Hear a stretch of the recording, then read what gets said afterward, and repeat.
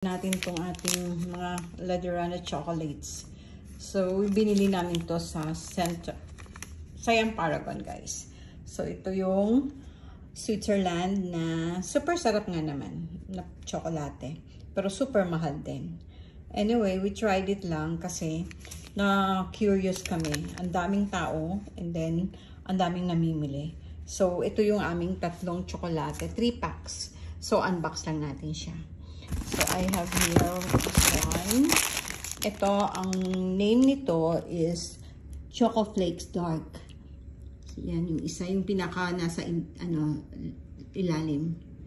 Yung chocolate flakes. And then, meron din ako rito. Ito, actually 10 pieces ito. Pero, kinain na namin yung nuts. So, ito naman ay mini bundle. So, mini bundle. And ito yung medyo may pagkamahal. Mahal siya. Ang halaga niya is 1,597.40 baht. So, baht siya, guys. So, times 1.6 natin yan. So, mga nasa almost 3,000 pesos. So, yan, tatlong yan. And ang halaga niya is 3,253.40 baht. So, yun yung ating napamili na Ladurana Chocolate Switzerland. Ito, hindi pa namin na-try. Hindi pa namin siya na-open. This one also, hindi pa rin na-open. And, ito, natikman namin. Noong una, sabi namin, nabudol yata kami.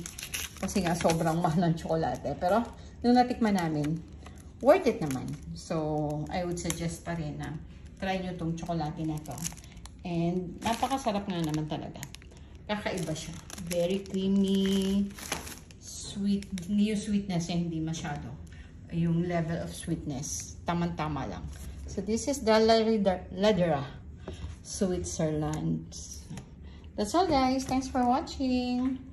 Just a simple video para sa mga tsokolate na pinili namin sa Central World. Ito siya. Discover how fresh chocolate can taste. Experience the flavor of high-quality ingredients. Carefully crafted into Ladurana chocolate. For the best taste, enjoy as fresh as possible. Okay, bye! Thanks for watching. And stay safe always. Still here in Bangkok. In our unit, Supalay Park. And the beautiful day. Ang ganda ng araw.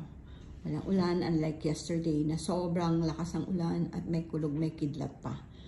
So that's all. And how many days na lang to Christmas? Lapit na. So, Merry Christmas in advance. My Monstera Deliciosa. Okay, bye! Thanks for watching.